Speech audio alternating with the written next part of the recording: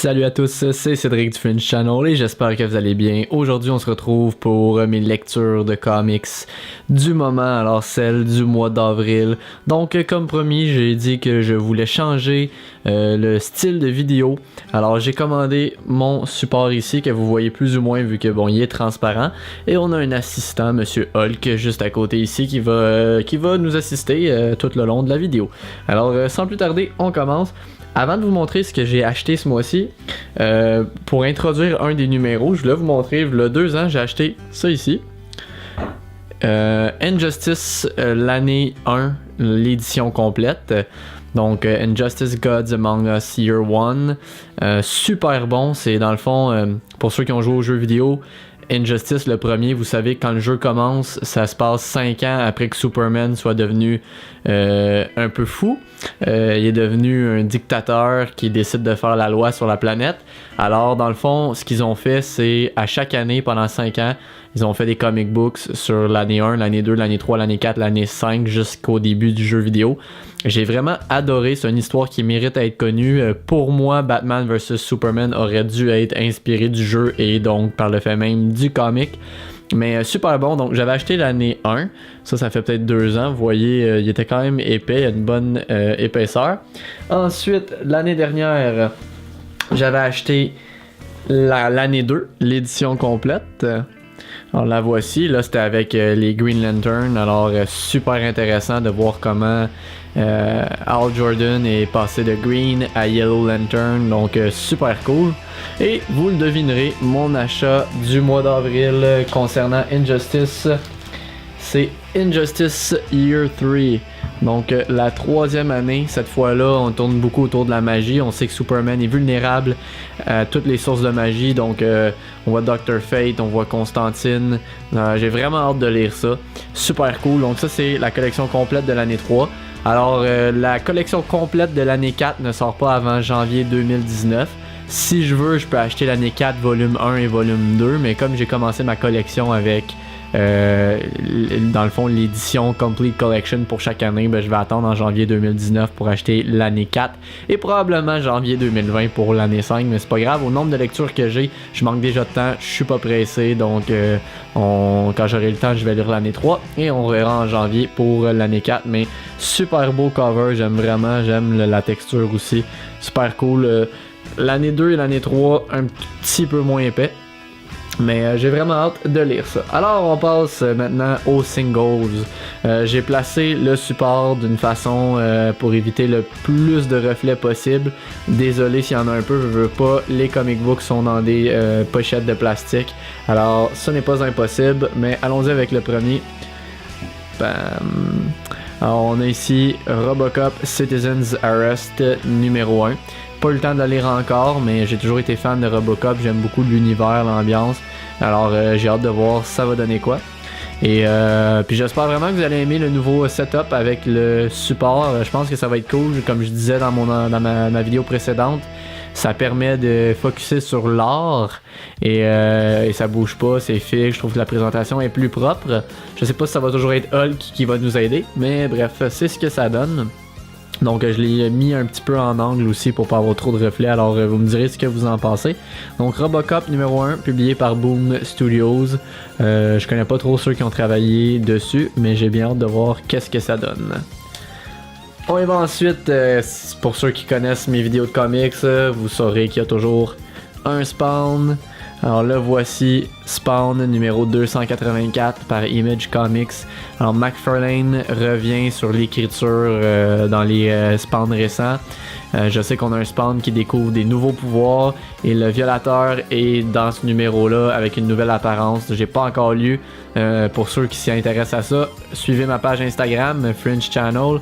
Le lien est dans la description ci-dessous. Quand je lis un comic book, je mets automatiquement la photo du cover avec un bref résumé puis des extraits. Donc ça peut vous intéresser, je vous invite à aller suivre ma page Instagram. Vous pourrez voir le violateur dans sa nouvelle apparence. Mais j'adore les covers de Spawn. C'est toujours...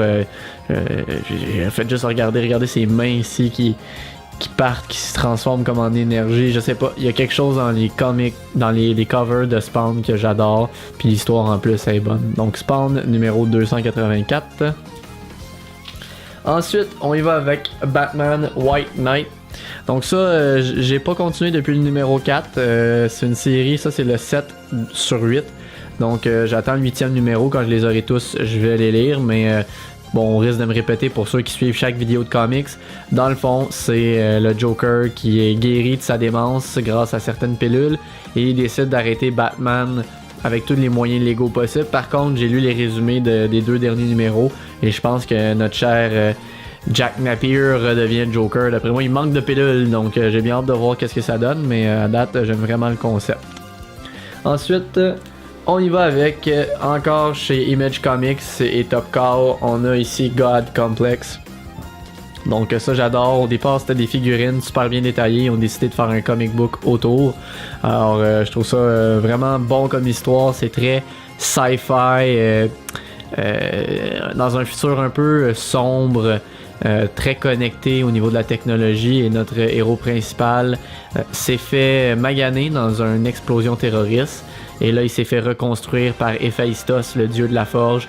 Donc, on peut en deviner qu'il va devenir une espèce de héros. Là. Je sais pas trop où ça s'en va, mais vraiment cool. Alors, c'est dans le fond, c'est un mélange de la mythologie grecque avec la technologie actuelle. C'est super cool, des super beaux dessins. Alors, j'adore. Donc, ça, c'est le numéro 5. God Complex numéro 5. Ensuite, chez DC, qui nous vient tout droit de l'événement Dark Knight Metal, que j'ai tous les numéros, mais que j'ai pas encore eu le temps de lire. On a, dans le fond, certains personnages qui sont nouveaux. Alors, on a ici The Curse of Brimstone, qui est un peu l'équivalent du Ghost Rider version DC. Encore une fois, j'ai pas encore eu le temps de lire. J'ai pas eu le temps de lire vraiment aucun des numéros, si je me trompe pas, dans ce que j'ai reçu pour le mois d'avril. Mais étant donné qu'encore une fois, Ghost Rider ne m'offre pas ce que je veux, ben je me suis dit peut-être que DC va me donner quelque chose d'intéressant. Super beau cover, super intéressant. On sait que le personnage principal fait un pacte avec le diable à la Ghost Rider, puis après ça il recherche celui qui lui a maudit sa vie pour essayer de retrouver sa vie normale. Donc j'ai pas encore lu, je pourrais vous en redonner une nouvelle éventuellement. Alors dans le fond ils disent The New Age of Heroes, et ça c'est tous les nouveaux personnages qui découlent de l'événement Dark Knights Metal. Donc on a The Curse of Brimstone, j'ai aussi Damage que je vous ai déjà montré, auquel je me suis abonné. J'en ai un autre numéro, ben regardez, je vais vous le montrer tout de suite. Même chose, alors tout droit découlant de Dark Knights Metal, le nouvel âge des héros pour DC. Alors voici Immortal Man. Alors ce ne sont pas tous des nouveaux personnages, par contre c'est une nouvelle série qui vient de commencer, alors le numéro 1. J'ai toujours aimé, j'aime les comics puis les histoires qui font un peu qui a beaucoup de magie, d'arcane, des arts spirituels, je sais pas, c'est le genre d'histoire qui m'attire. C'est pour ça que je viens de m'abonner à Justice League Dark qui va commencer dans les prochains mois. C'est pour ça que j'aime Constantine, c'est pour ça que j'ai hâte de lire le numéro 3 d'Injustice. Tout ce qui est magie, Dr. Fate, ça j'aime vraiment ce genre d'histoire là, j'aime le genre de pouvoir. Alors voici pour Immortal Man numéro 1. Alors on continue, on revient chez Image Comics. Non, en fait, avant, je vais continuer dans ma lancée. DC New Age of Heroes. Alors on a ici Damage numéro 4. Dans le numéro précédent, il se frottait contre Wonder Woman. Et c'est une espèce de Hulk, si vous voulez. 1 heure par jour, il devient Damage. C'est un militaire américain. Et ça a mal viré. Wonder Woman s'est battu contre lui, mais ils se sont comme perdus dans les dommages collatéraux. Et à la fin du numéro 3, on a Wonder Woman qui avertit Superman et Batman que c'est une vraie menace et que c'est une force brute comme elle a jamais vu. On voit même Superman qui dit jamais vu, faisant probablement référence à Doomsday. Donc vraiment cool, encore une fois des très beaux covers. L'histoire super intéressante pour l'instant, donc j'aime vraiment ce que DC pond. C'est sûr que dans les films, Marvel a un petit peu plus de talent, mais au niveau des comic books, DC kick des culs. Alors ici, Oblivion Song numéro 2 chez Image Comics. Donc j'ai juste lu le numéro 1 pour l'instant. En gros, on sait pas encore trop pourquoi, mais il y a une partie de la population à San Francisco qui a disparu et qui a été envoyée dans une espèce de monde parallèle, un San Francisco parallèle où des créatures extraterrestres ont le contrôle sur l'environnement, et c'est un environnement très dangereux. Et on a notre personnage principal qui est comme un homme un peu ordinaire, on pourrait dire, qui est capable de se rendre avec la technologie dans cet univers parallèle-là. Et son but, c'est de trouver des survivants pour les ramener dans l'univers réel, si vous voulez. Donc jusqu'à date, c'est super intéressant. Il y a des notes de l'auteur à la fin de chaque numéro. Puis en gros, il expliquait que peu importe où vous pensez que l'histoire va aller, vous allez être surpris parce que ça va juste devenir de plus en plus gros. Donc j'ai vraiment hâte de voir comment ça va évoluer. Alors Oblivion Song, du même auteur que la série des Walking Dead. Alors on le sait pas, mais peut-être que je tiens ici un futur classique. Ensuite, je passerai pas trop de temps là-dessus, mais on m'a donné avec mes achats des previews. Donc c'était juste pour vous le montrer, preview Marvel, un peu des petits extraits de certaines histoires. Alors la voici. On s'en va maintenant chez Valiant Comics. Je suis un petit peu plus tranquille sur Valiant ces temps-ci, mais on a XO Manowar qui est toujours aussi excellent. Super bonne histoire. Valiant produit du contenu de qualité.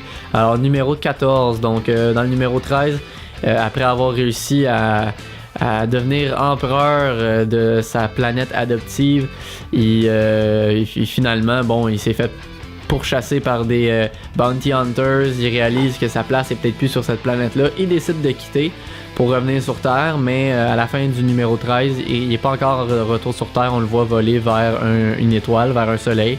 Donc c'est ce qu'on voit un peu en background, là. Super cool. Honnêtement, les designs, les dessins chez Valiant sont super bons, en plus de produire des histoires très bien ficelées. Donc pour ceux qui voudraient découvrir quelque chose de nouveau, allez voir XO Manowar. Ensuite, Old Comics ne serait rien pour Cédric si ce n'était pas des Power Rangers. Alors pour commencer, on a ici le numéro 26 de l'événement Shattered Grid. Donc en ce moment, on a un gros événement entre les Mighty Morphin et Go-Go Power Rangers. Donc un événement qui mêle plusieurs familles de Rangers différents. Donc ici, on a la Rose des Time Force qui est revenu dans le passé pour essayer d'empêcher la déchirure de l'espace-temps. On a ici Tommy qui est mal en point et Kimberly qui est pas très heureuse. Donc à date, super belle histoire. Power Rangers, Boom Studios qui produit, c'est super cool. Puis les dessins super beaux aussi, donc j'ai hâte de voir où ça s'en va. Et on ne laisse pas de côté les Power Rangers tout de suite. Donc on a l'annuel, le numéro annuel de 2018.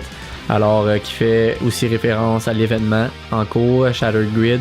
Donc, c'est pour ça qu'on peut voir des Rangers de plusieurs époques différentes. On voit le Gold Ranger, on voit des Space Rangers.